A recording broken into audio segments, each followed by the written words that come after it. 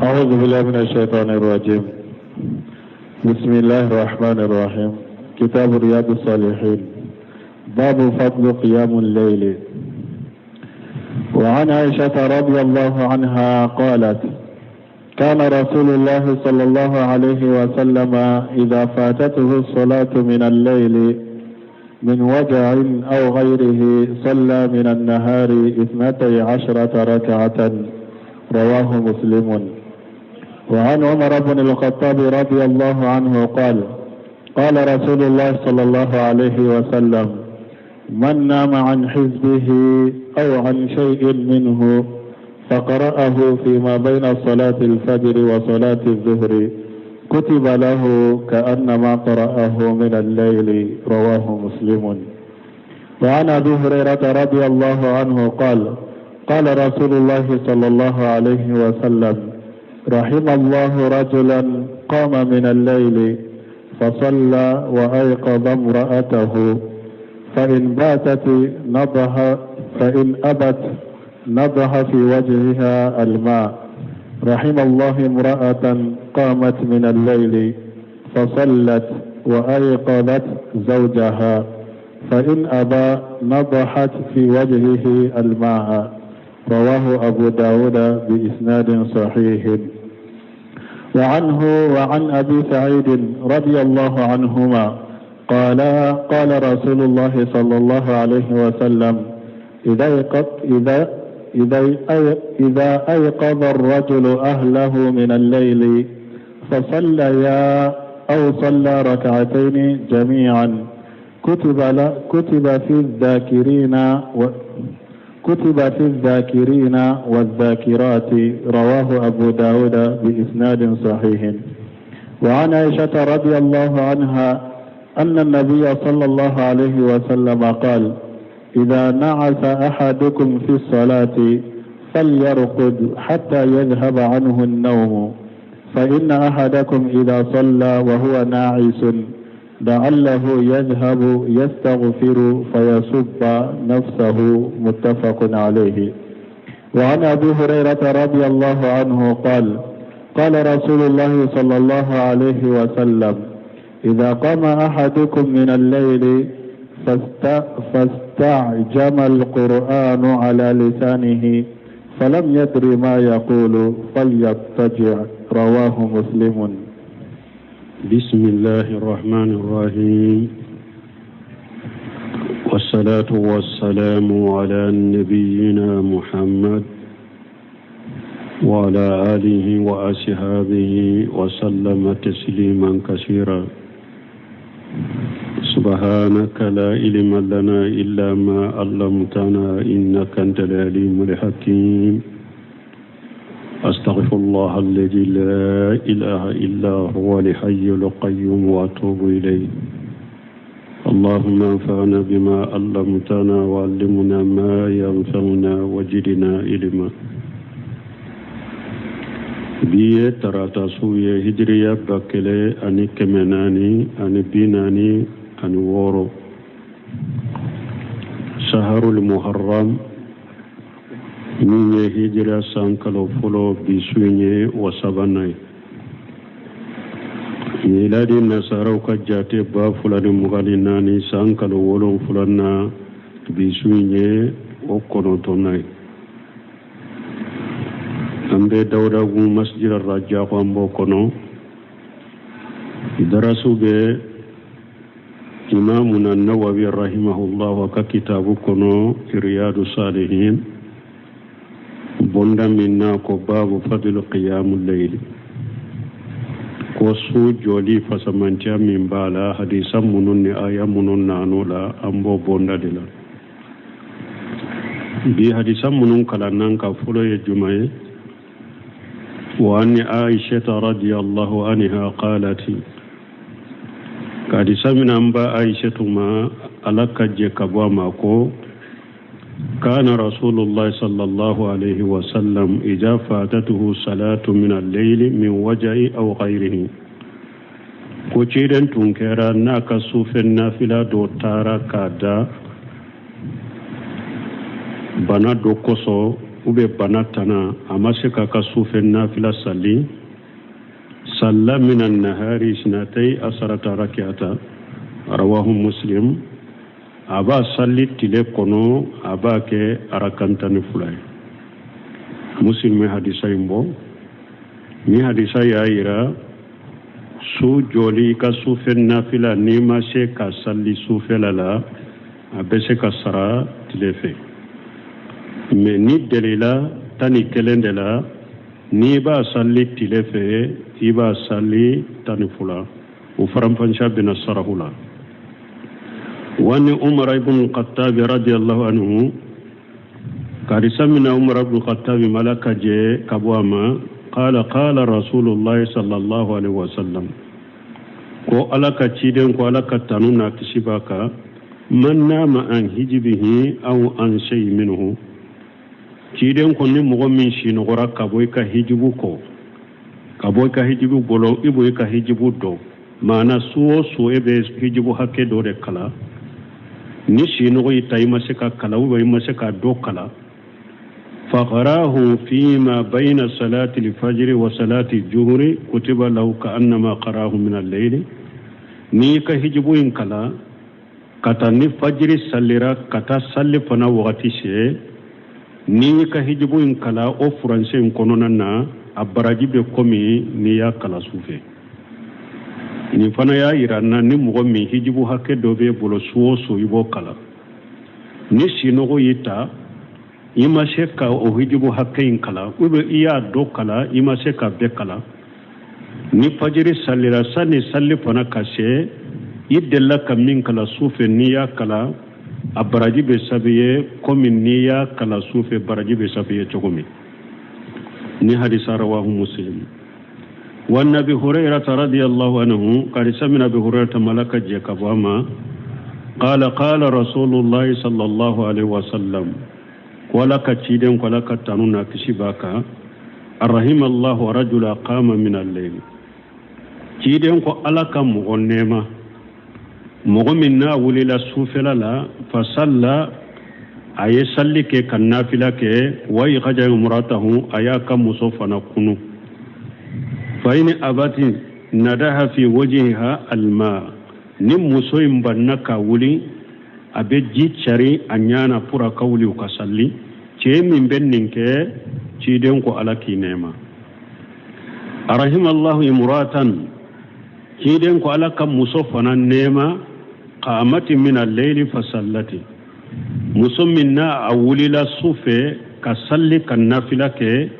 way gajati jawjaha ayati kunu fa in aba nadahati fi wajhi al-ma nice bannaka wuli abe jicari ce nyana pura ka wuli u ka salli musummin benninke alaka nema arawahu Abu Dawud bi sinadin sahih Abu Dawud hadisa mboni sanadu saradu min kanyi asahalendo wani hun kadisa mina Abi Hurairah tama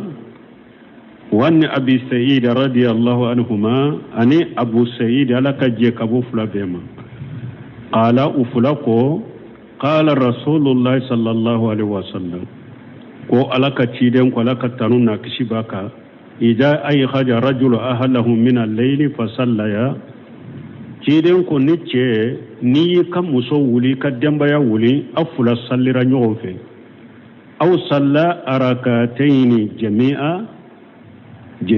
ga afula ay arakan fula salli nyogon fe kutiba fi jakirina wa jakirati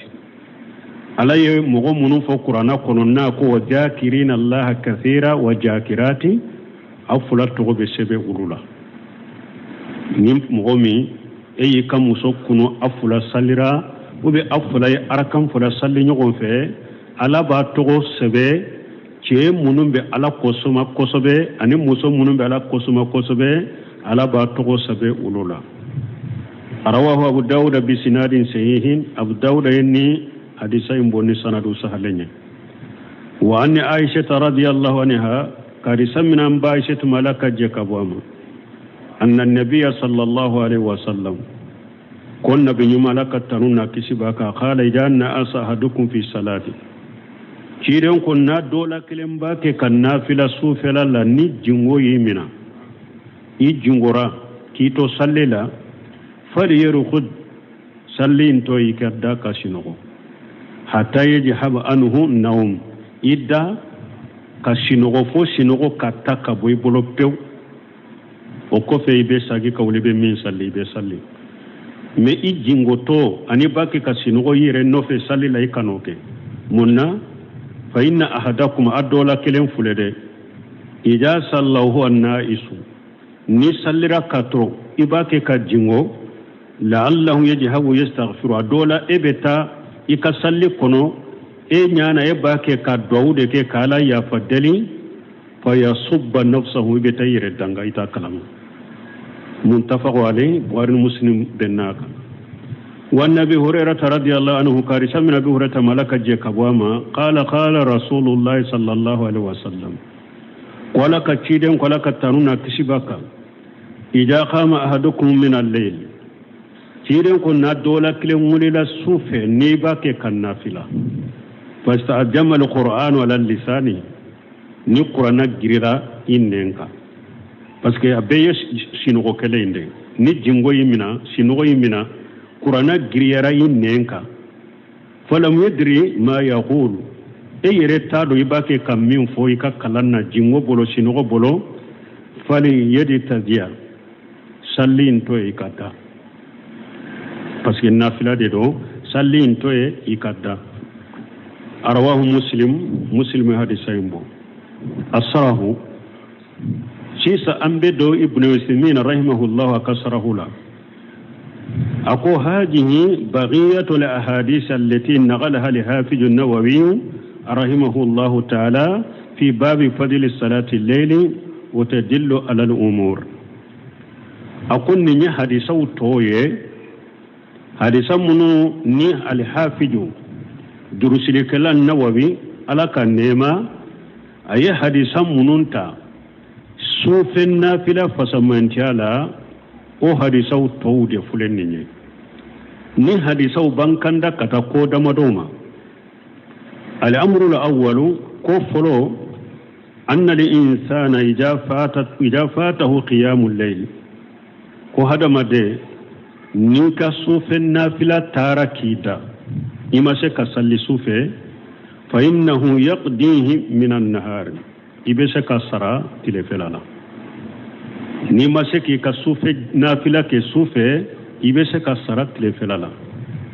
ولكنه لا يوتر من نيبا سرات تلفلالا يتوترك يتاك وتريده لأن الوتر تقتم به صلاة الليل بس كي وتر فله سون نافلة دبدا تغو نوتريه سون نافلة دبدا فني وتريه وغير انتهت كما دل على ذلك حديث عائشة رضي الله عنها mo su wakati fana tara komi aisha an bashi tuka hadisa ya fuci komi annan nabiya sallallahu alaihi wasallam an bashi ta ko nabi nyuma laka tanuna kishi baka ida qalabahu waja'u aw ghayruhu akon ni bana ya ciden kenye ube bana tana ya anni kannaumi lanyini komi shinugo ni bana do ya ciden minar ni sufela amma se ka sufel nafila ke ube asinogora sinogo ya tamasika kasufe nafila ke fala mu yusalli fi layli na masika kasufe nafila ke bana imbolo sinogo imbolo salla fi nahari sinata asarata rakiata ciden bakan nafila salli tilefela la arakanta ni fula liannahu alayhi salatu wassalam parce que cide alaka taruna kisibaka kana yuwazibu fi aksari ahyanihi ala 11 rakata ciden tumbe dume min kaka wakati chama akan nafila tumbe min ke sufela la waye arakanta ni kelede fa kana yaqdi ma huwa al-akmal wa al-aksar min naba sarat tilefela la aba sara hakede la min da falende katemetani keleka ani min kacha katemetani keleka yaqdi isnatay asrata rakiyata aba sara arakanta ni fuladela wala haja ninka فإذا كان من عادة الإنسان أنه يوتر بثلاث ناكرا مغدو كاللادي سوسو إكا وتريه أركان سبادي ولم يقيم ما إما سكا ولين كي كاركان سبعين صلي دقو جراي بولو فإنه يقضي بالنهار 4 نيبك أركين سرا تلفلا لا إبا سرا كاكناني دي ولا يقضي 3 إتا سرا سبالا دي إبا سرا تلف كونو كاكناني دي وإذا كان من عادتها أن يوتر بخمس na yasur ekalla da ye so eka wotiri ye duru de ima se ka salli sufela la yaqdi 6 ni eba sara tilefela la ebe woro de sara ite duru salli tilefela la de ibe woro de salli halumma jara iba kenin chogo de la kata ni de la wulon fula de la ni ba salli tilefe shegi de be salli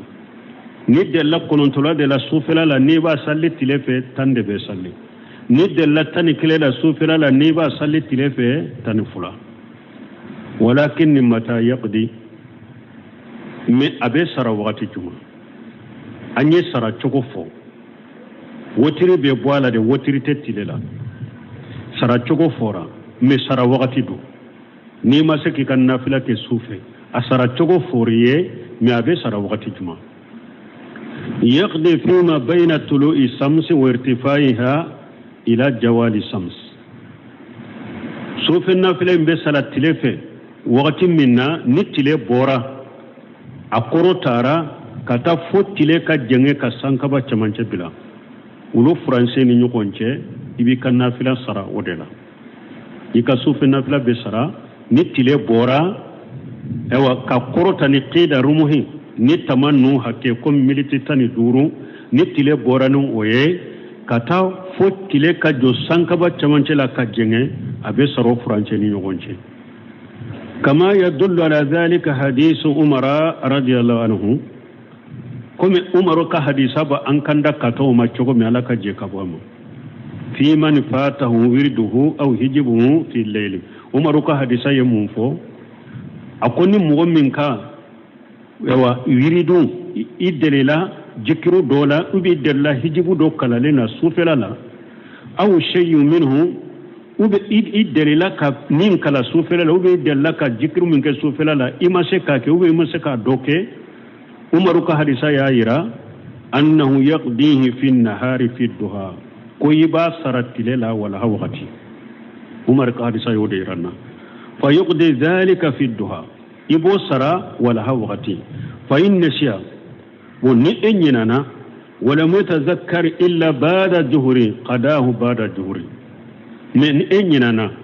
كتا أنكو كتا نتلي بورا سن نتلي كجنة كسانكوا چمانچه بلايكا سالي أو فرانسي نيوغونچه من إننا وبلا فسالي فنا سيرا إكا سوفنا فلاي ما سرا بنوسمينو كو چوغوني qadahu ba'da juhuri akwai ba sara sallifana kofe abe sara sallifana kofe ni nyina na mashika sara ni tile bora ka korta kata ewa kubeli jawali kata sani tile ka sankaba chamanche bila nyina na mashika sara ofanala abe sara sallifana kofe li umumi qawli nabi sallallahu alaihi wasallam ofana dellay munye ciden ka kuma gorobali abe do kono إذا رقد أحدكم عن الصلاة أو خفل عنها فليصليها إذا ذكرها تيرن كو حديثا دولا أكون نو دولا كلين شنغيرا كبوي كسلي ما صلي وبي إنينا كبوي كسلي ما صلي فليصليها إذا ذكرها تيرن كو ني حكلي جيغنا لا وقت مي أصلي ني حكلي جيغنا لا وقت مي أصلي دونك نيا يرانا mogo min ka sufen na fila ima se ka salli anko abe se ka sara tilefe a sara cogo fora wotiri be bola abe sara furance juman fana la wakati juman ni tile bora fo kata salli fana wakati se iba sara o furance ni nyogonje ni nyina na o bela e hakili be jigala wakati mi salli fana sallira iba salli fana kofe iba salli fana kofe wa mimma dallati alayhi hadhihi la ahadith abe fewna ni hadisa yankanda kata fem munuma anna li insana idha qalabahu nawm wajahu nu'as ko mogo min ni sinogo yi kenye ube jingo nanila wa huwa yusalli ibake ka salli fala yusalli ikana salli kato ni be jingo wajalika funa sababu yemunye لأنه ربما يجهب يستغفر لنفسه فيصب نفسه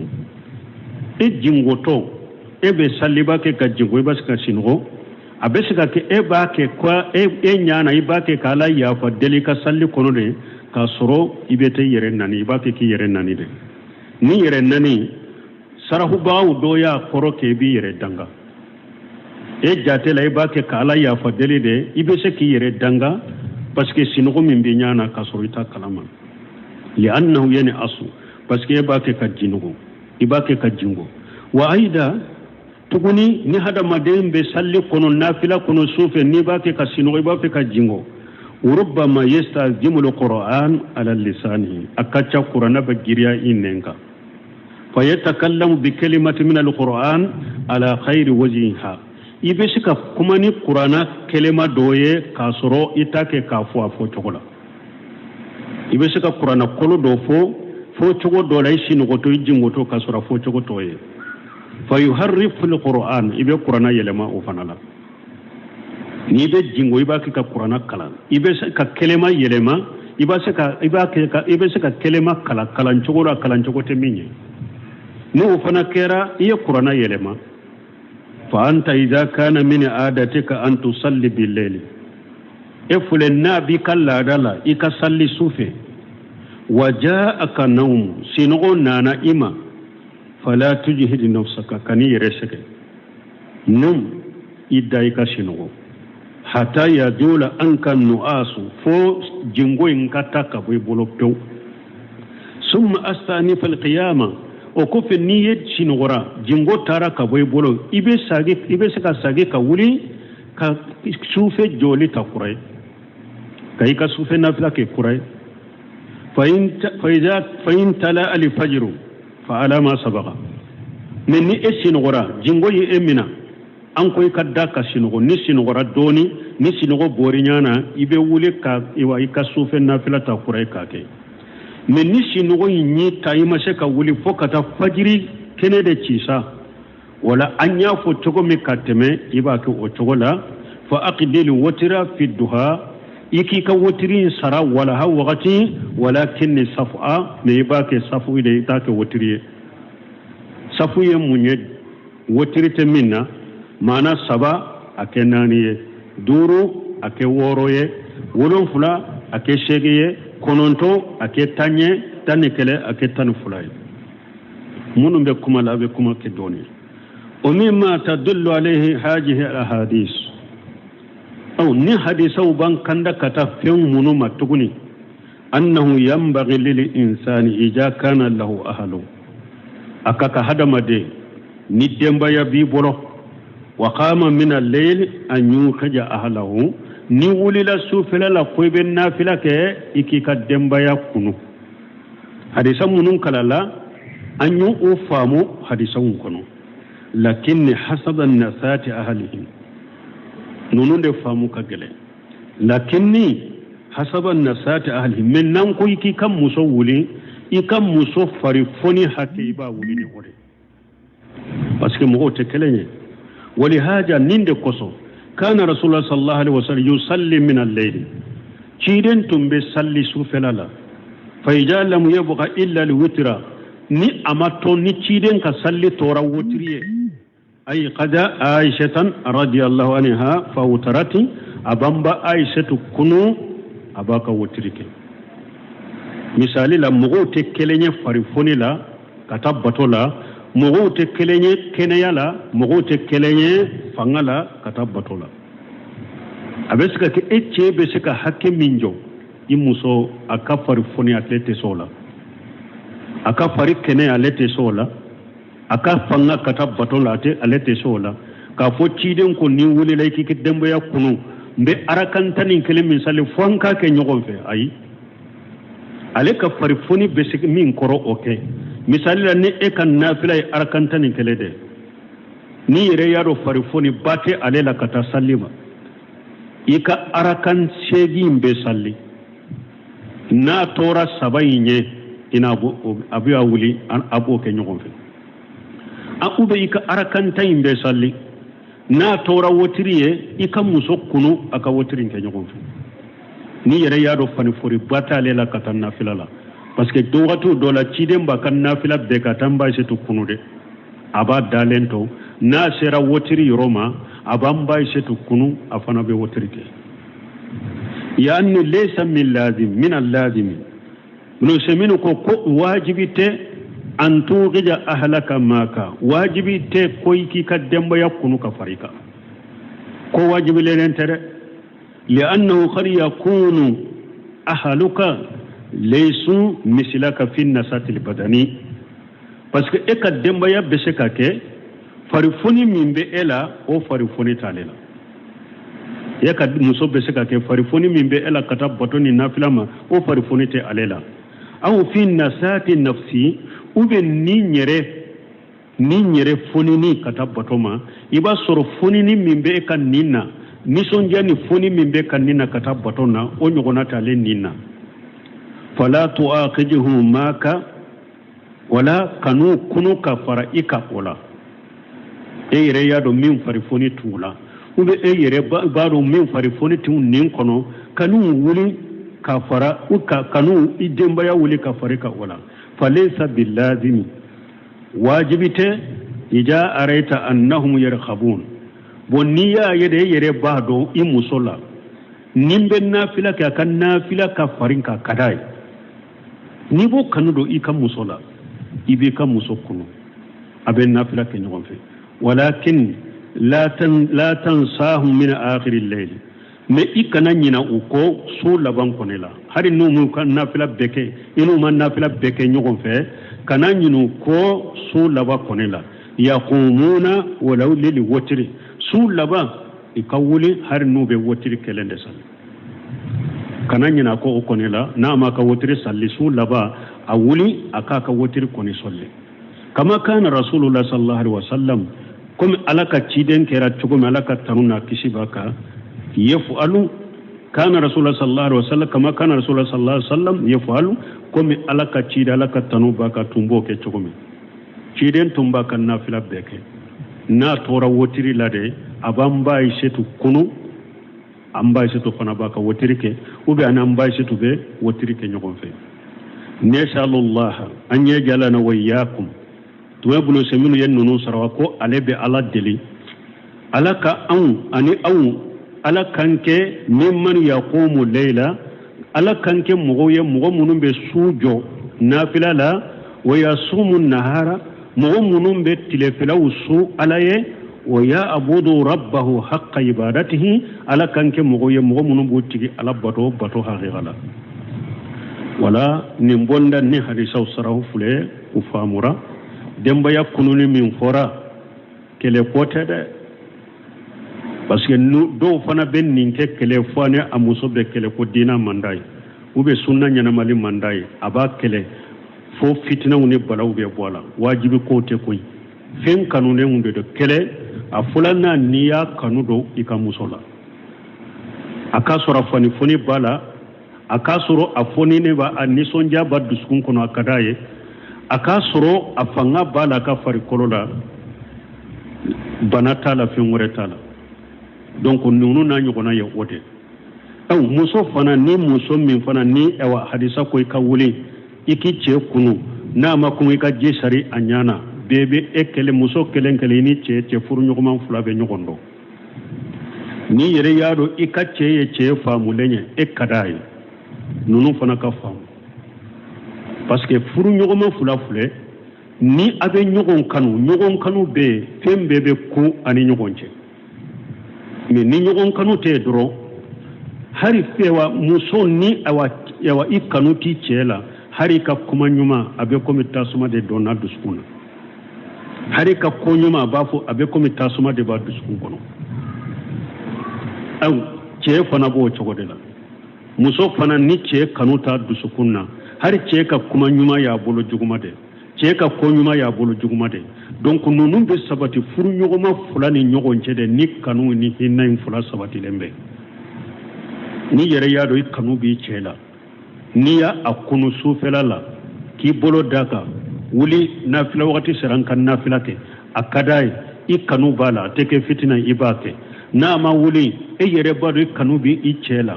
o na nyogona bi na che hari niye ji chare nyala ate bashi kala be wuli de ibake me niya do afari foniti chela aka fari kolola ube icheye mugode kene ya taye o chogola ko sufelala kan nafila ke ja kwate wajibi tere ko fo aka wuli kan nafila ke ka faraika nonu nye ko kanu ne unde ani fana ube jate hada maden ka farfoni hakedela باب استحباب قيام رمضان وهو التراويح. عن أبي هريرة رضي الله عنه أن رسول الله صلى الله عليه وسلم قال: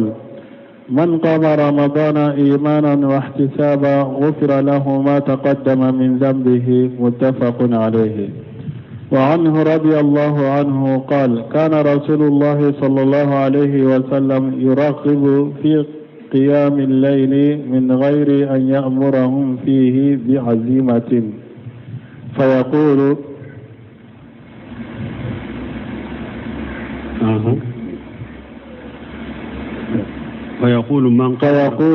من قام رمضان إيمانا واحتسابا غفر له ما تقدم من ذنبه. رواه مسلم.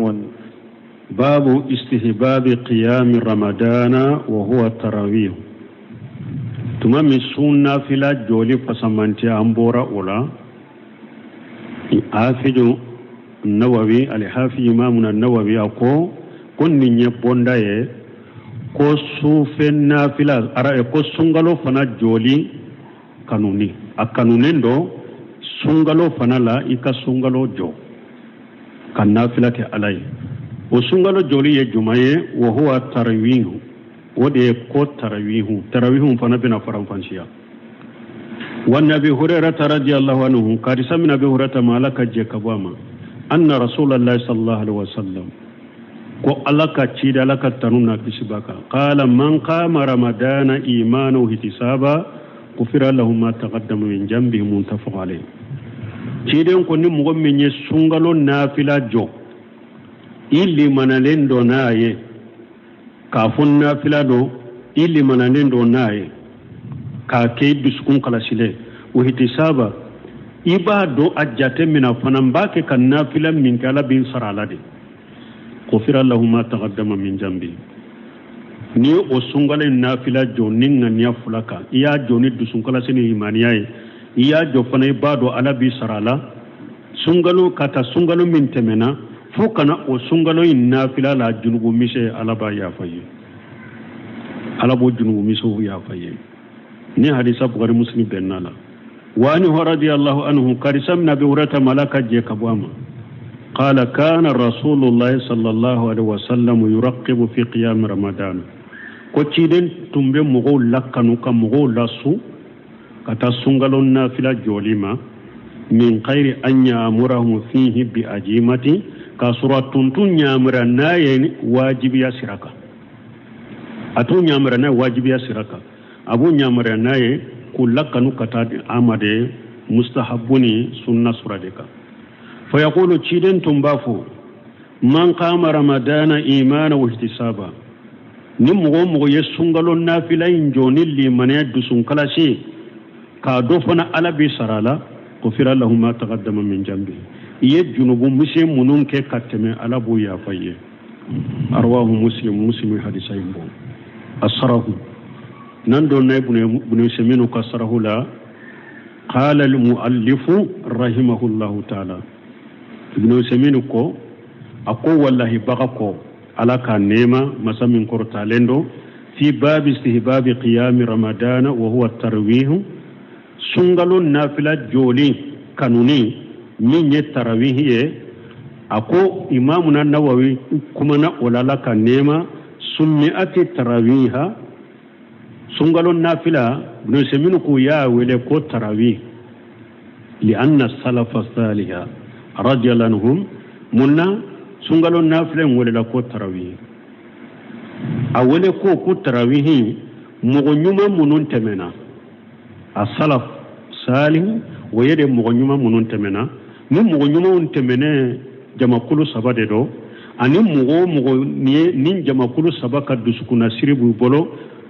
uye ala bato ni dusukuna siri munu ye anu ye ala bato cogo min na ye ala bato cogo la u ka dusukuna siri b'u bolo i fana bɛ wele ko sarafu n'i ka akida ye jamakulu saba in de do seibaw a taabinaw a tabiina u b'a fɔ ni jamakulu saba de la ko salafu sali donc ni mɔgɔ kɛr'u ka akida kan an'u ka bato cogo an'u ka diina baara cogo fo ka taa diɲɛ wuli e fana bɛ wele ko salafu n'i ka tugu ɲɔgɔnya n'i ka akida n'u ka baara cogo in kɛli ye a ko li anna salafa saliha radiyallahu anhum parce que salafu salihu ala ka jɛ ka bɔ ma kanu yaqumuna ramadana wa yatiluna liqiyama wa ruku'a wa sujuda mɔgɔ ɲuman minnu tɛmɛna sebaw taabinaw u tun bɛ sunkalo nafila in jɔ u bɛ joli janya u bɛ uruku janya u bɛ sujudu janya fa idha sallaw 4 raka'atin n'u ye arakan 4 salli yani taslimatayn n'u ye salamu 2 kɛ maana u ye arakan 2 salli k'u joli janya k'u ka kunbele mina janya k'u ka sujudu janya u bɛ tahiya kɛ u bɛ salamu bila u bɛ wuli ka arakan 2 wɛrɛ salli k'u joli janya k'u ka uruku janya k'u ka sujudu janya n'u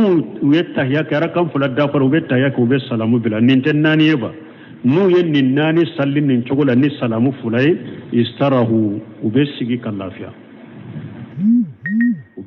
lafiya tarawihi kore filɛnin de u bɛ sigi u bɛ lafiya wa idha sallaw 4 istarahu bon n'u u lafiyara u sigira u lafiyara dɔɔni u bɛ wuli ka 4 salli tuguni ni salamu 2 ye u bɛ 2 salli ko janya u bɛ salamu bila u bɛ 2 wɛrɛ salli ko janya u bɛ salamu bila u bɛ sigi ka lafiya tuguni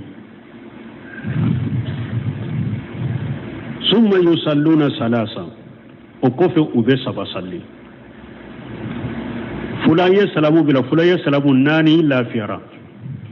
n'u lafiyara u bɛ wuli 2 u bɛ salamu 2 u bɛ salamu u b'o janya u bɛ sigi ni ɲunu ye joli ye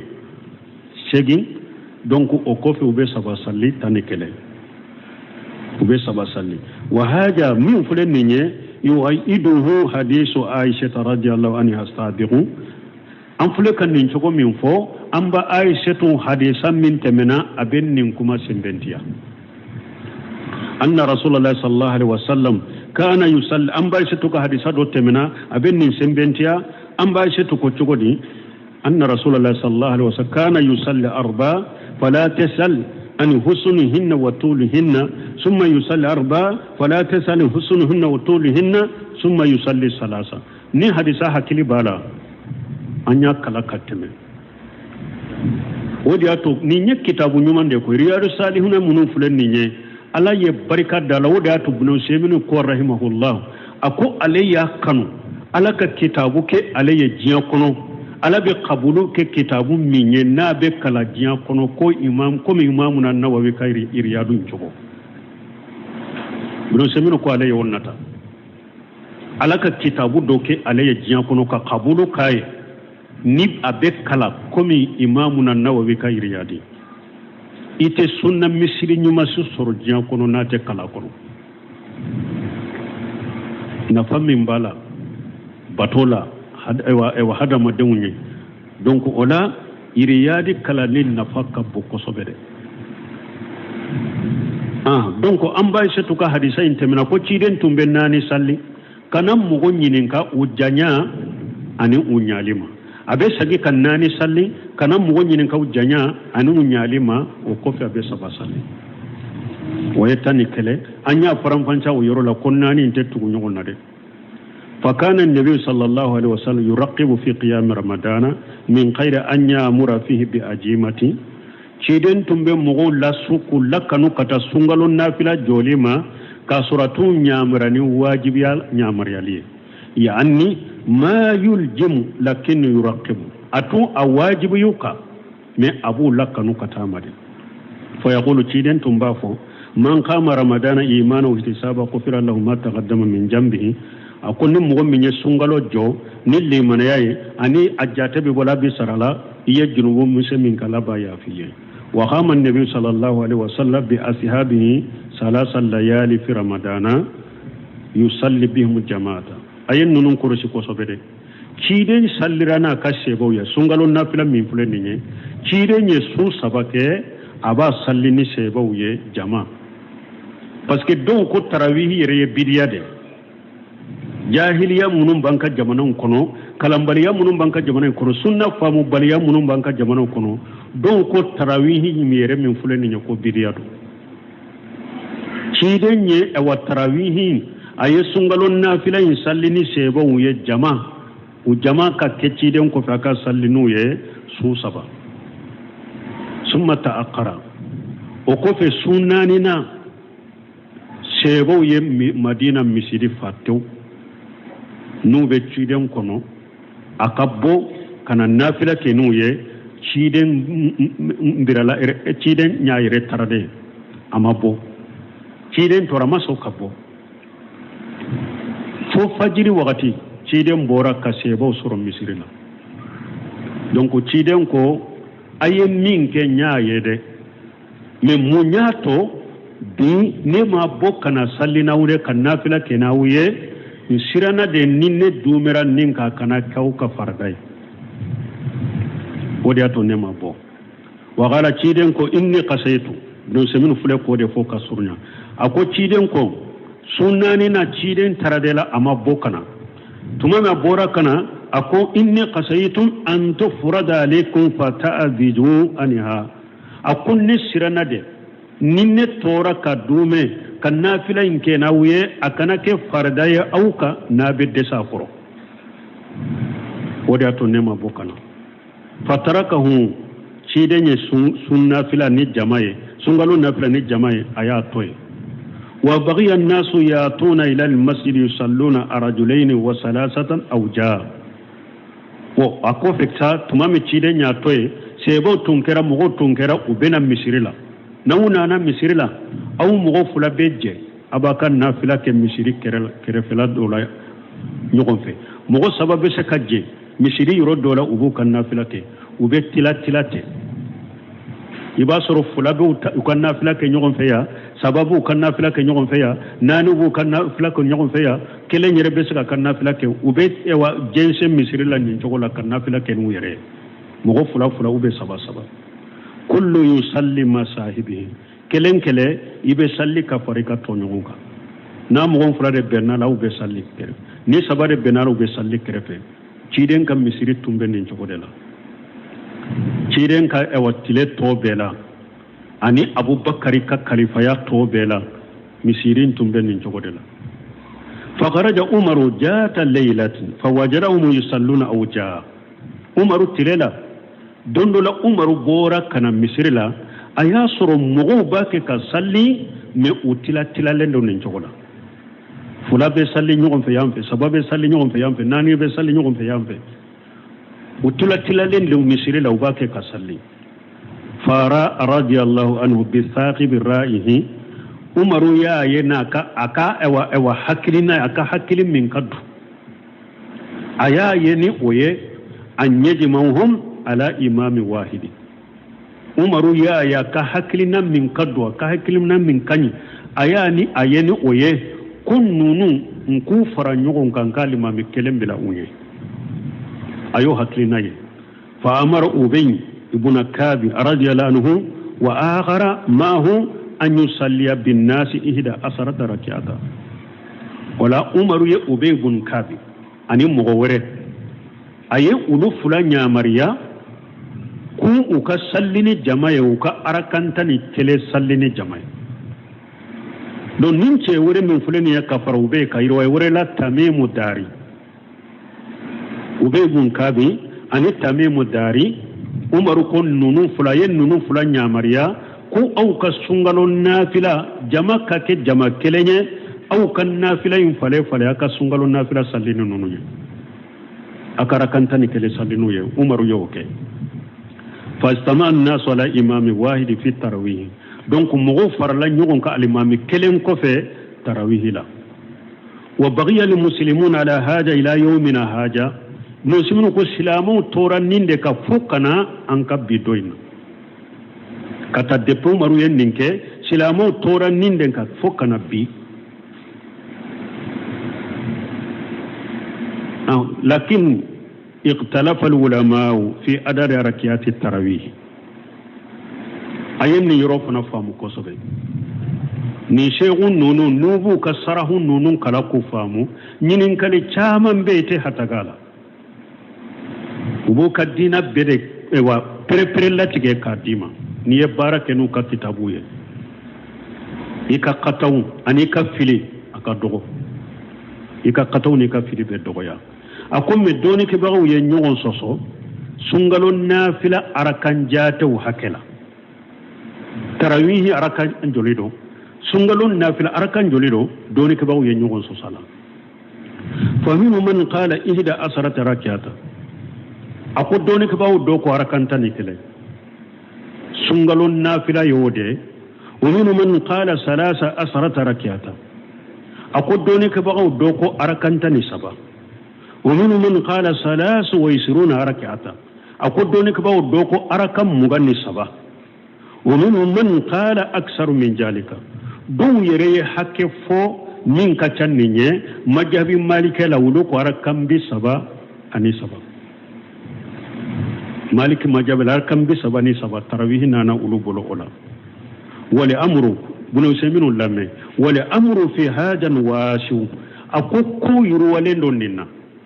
yurwale ben nin koyna ko korolite nin koyna mana na kadiye tani kele salli na kadiye tani saba salli na kadiye sungalon nafila ke mugani sabaye na kadiye sungalon nafila ke fenye min kachanoye fali amru fi haja washu yurwali ben nin koyna yani ako la nyini nahanu la nunkiru ala man jara la ihda asrata rak'ata لأن سلف النام والأمر في هذا واشو يروى بن قينا لأن السلف الذين اختلفوا في هذا لم ينكروا بعضهم على بعض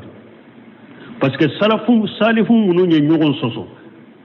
sungalo tarawih arkan jate la nin cogola kelen kele man nan kariya ke ito ñogon ka min ko tani kele tani sabatigi man nan kariya kika tani kele tigi fana ma nan kariya le ke tani sabatigi ka mugani sabatigi man nan kariyale ke tani kele naka tani kele tigi ka tani kele tigi fana man nan kariyale ke mugani sabatigi ka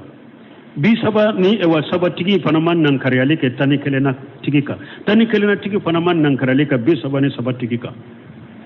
uman nan kariyale ke nyogon kan ninna fali amru fi haja washu wala min kuyna yurwali bala يعني أقول لني نحن كؤلو لا ننكر على من جار على 11 ركعة كسونغلو نافلة نمؤمن نية دوفر أركنتني كلكا كولو تانانكر يايكادي نمؤمن نية دوفر سونغلو نافلة أركنتني كلكا كولو تانانكر يايكادي ولا على من جار على 23 ركعة أو كل مؤمن نية دوفر أركم مغني سبا فنكا كولو تانانكر يايكا mana utafo kuye ko juguke arakan mugani saba niya hari do fara oka sungalun nafila niya ake kacaya katemeka ulutan nan kariya ika wa naqulu salli ma shita ma damat li jama'atul masjid aqulu ba fode misiri jama be koni bennala ajena nay hakem min kadawiye ayasan no semin ko lu de bo araka hakim min kadawiya kan misiri kono ni misiri jama bennaka aya salli araka hakke jate sigilen tala qad aradu bijalika ni misiri jama jenanoye na kan misiri jama jenana an kan mugani saba salli aya salli na kan misiri jama jenana an kan bi sabani saba salli ka salli na kan misiri jama jenana an kara kan bi nani rene saba salli aya salli nu jenana misiri mo jenana wala munkir ahadu ni mogo site misiri jamala na ye chayalin nankariya ka fo salli kacha akaja ni mogo ma sor misira min bon nankarale ke hakke min kadaya ya sal amma ija aqtalafa an-nas men ni mogo ye nyogo soso misir kono sa fawruju ila sunnati awla o yoro anka sagi kata min sabatira chidem mbolo o de kaka masala au kam misiri jama ye nyogo soso ko he ambara kantani sabati akacha ha arkam mugani saba birama an sigenendo an degunendo an tisugo sallo kacha do ko an katani kele salli do ko no an katani an kan misiri jama an katani aketani sabaisa do ko ay an kake mugani sabai de mana misiri kelen jamane nyogon jejjatela ayesa gi kata sunna matani kele akatani kele salli wa sunnatu alla yajidan ala 13 rak'atan ako sunna akana fen faraka alakantani sabaka ciden tumboke lianna aisha radhiyallahu anha paske amba aisha laka je ka ba masuilati kaifa kana annabi sallallahu alaihi wasallam yusalli ramadana uyamba aisha tunyenka ko ciden tumbe sungalo salli chogodi faqala tamba aisha ko kana la yajidu fi ramadana wala fi ghairi ala 11 rak'atan amba aisha ko sungalon ka siden ka sufen na fila koni sungalo do sungalo te ko atunte fen fara arakanta ni keleka fa mama adam li khilaf ayen ni yoroye parce que famu inde ka gele hadisa wala